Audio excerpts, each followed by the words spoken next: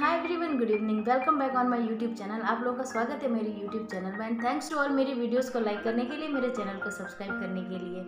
आज मैं फिर से आई हूँ आप लोगों के बीच में एक और टॉपिक पे बात करने के लिए। तो आज का जो मेरा टॉपिक है वो है जागो ग्राहक जागो।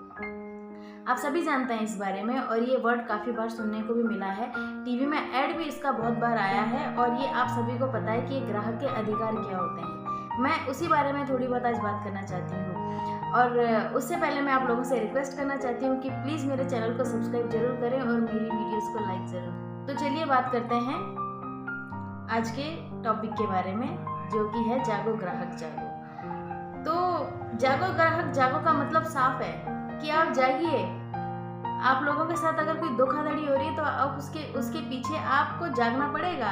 अपने अधिकारों के लिए खुद आपको लड़ना पड़ेगा। कई बार आप लोगों ने देखा होगा कि दुकानदार प्रिंट रेट पर भी काफ़ी चीज़ों को महंगे में बेच देते हैं या फिर कोई चीज़ एक्सपायरी डेट वाली दे देते हैं और आप लोग उसमें कुछ भी नहीं कर पाते हैं। दुकानदार के पास वापस जाते हैं तो वो उस सामान को वापस नहीं लेता है, क्योंकि वो कहता है कि आगे से ही ऐसा आया है। कई बहाने होते हैं उनके पास। एक मैंने लास्ट वीडियो बनाई थी जिसमें मैंने लॉकडाउन के दौरान जो लोगों ने सामान महंगे में बेचा था, जिन दुकानदारों ने प्रिंट रेट को भी महंगे में बेचा था, उस पर मैंने वीडियो एक बनाई थी। उस दौरान बहुत सारी अनियमितताएं ऐसी हुई थी और मुझे लगता है कि शायद 99% लोगों ने इन लोगों के खिलाफ शिकायत नहीं की, क्योंकि उस टाइम पे सबको यही लगा कि ये लोग हमें सामान बेच रहे हैं, महंगे में मिल रहा है तो क्या हुआ, बाकी तो सारी दुकानें बंद है ना। लेकिन ये तो गलत चीज़ है ना। अगर कोई दुकानदार महंगे में कोई चीज़ को बेच रहा है तो बढ़ावा तो हम ही उसको दे रहे हैं ना, ये सोच करके कि हमें सामान मिल रहा है। कोई बात नहीं, जाने दीजिए। ये जाने दीजिए के चक्कर में तो हम खुद का ही नुकसान कर रहे हैं। तो चलिए फिर आगे बढ़ते हैं, इस बारे में बात करते हैं। कभी भी जब भी कोई दुकानदार आपको महंगे रेट में सामान बेचता है, प्रिंट रेट को महंगे में बेचता है, कोई एक्सपायरी डेट बेचता है, उसके खिलाफ आप कोर्ट जा सकते हैं, यानी कि कंज्यूमर कोर्ट। वहाँ पर आप शिकायत कर सकते हैं। वहाँ पर शिकायत करने से ये होगा कि आपका रिफंड भी वापस मिलेगा और जो भी आपको मानसिक प्रताड़ना मिली है उसका मुआवजा भी आपको मिल सकता है। तो अपने अधिकारों को जाने। जागो ग्राहक जागो नारा ऐसे ही नहीं दिया गया है, इसीलिए दिया गया है कि वो हमें जगाना चाहते हैं। वो कहना चाहते हैं कि आप जागिए, आप देखिए कि आपके अधिकार क्या हैं। अब जैसे मैंने कहा कि आप कोर्ट जा सकते हैं, इसके कुछ रूल्स हैं। आपने सामान खरीदा और आपको खराब सामान मिला या फिर आपको महंगे दाम पे मिला और आप कोर्ट चले गए, ऐसा नहीं होता है। जब तक आपके पास उस दुकान का बिल नहीं होगा, उस पर ये लिखा हुआ नहीं होगा कि जो सामान प्रिंट रेट में था वो महंगे में आपको बेचा गया, वो दाम नहीं लिखा रहेगा, तब तक आप कोर्ट नहीं जा सकते, क्योंकि हर चीज़ का कोई ना कोई प्रूफ होता है। इसलिए जब भी कोई आप सामान खरीदने जाते हो, छोटी दुकान हो, बड़ी दुकान हो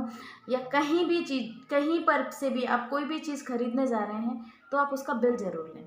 उसका बिल लेने से दो चीज़ें हो जाएंगी। एक तो ये हो जाएगा कि सामने वाला दुकानदार इनकम टैक्स के जो दायरे में आता होगा उसे उसका इनकम टैक्स भरना पड़ेगा।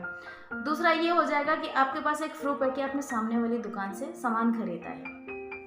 कई दुकानदार गली नुक्कड़ में, छोटे छोटे दुकानदार ऐसे बैठे हुए हैं जो कि बिना बिल का सामान बेचते हैं और वो उसका एक पैसा भी इनकम टैक्स को नहीं भरता।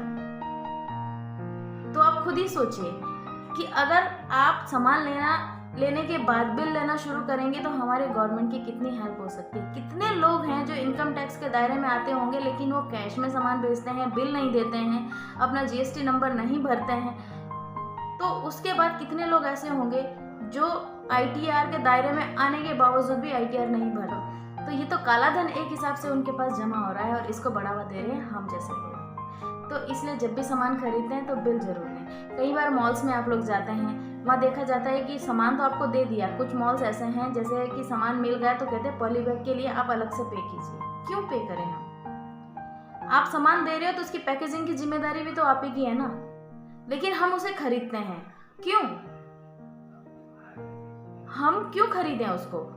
हम उसके लिए विरोध क्यों नहीं करते हैं? अभी कुछ समय पहले, शायद 2-3 साल पहले, किसी एक कस्टमर ने कंप्लेन कर दिया था किसी मॉल का, उसे मुआवजे के साथ साथ, जबकि उस मॉल को भारी जुर्माना भी भरना पड़ा था। लेकिन उसके बावजूद भी ये अनियमितताएं हैं क्योंकि हम लोग आगे नहीं बढ़ते हैं और हम लोग इस बारे में बात नहीं करते हैं। इसके साथ गलत हो गया, मेरे साथ तो नहीं हुआ ना, दैट्स इनफ।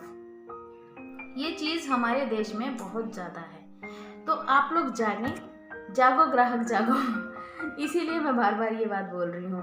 तो चलिए मैं इस बारे में भी बता देती हूँ कि इसकी कंप्लेंट्स किस हिसाब से और कैसे कैसे हो सकती है। यानी कि जितनी भी कंप्लेंट्स होती है, फ्रॉड, धोखाधड़ी, मनी या फेक शॉपिंग या इस टाइप की कोई भी कंप्लेंट्स होती है, उस पर अगर शिकायतें दर्ज नहीं की हुई है आप लोगों ने, तो इस पर शिकायत दर्ज करें। लीगल टीम और अधिवक्ता इस पर वर्क करेंगे और आप लोगों को रिफंड प्रोवाइड कराएंगे। तो ये इस चीज़ का प्रावधान है और आप अपने हक के लिए लड़ सकते हैं और अपने अधिकारों के लिए बात कर सकते हैं। इसके लिए आज मैं सिर्फ इतना ही कहना चाहूँगी कि जागो ग्राहक जागो, अपने अधिकार जाने। नेक्स्ट मैं किसी और टॉपिक पे बात करने के लिए आऊँगी। Thank you so much.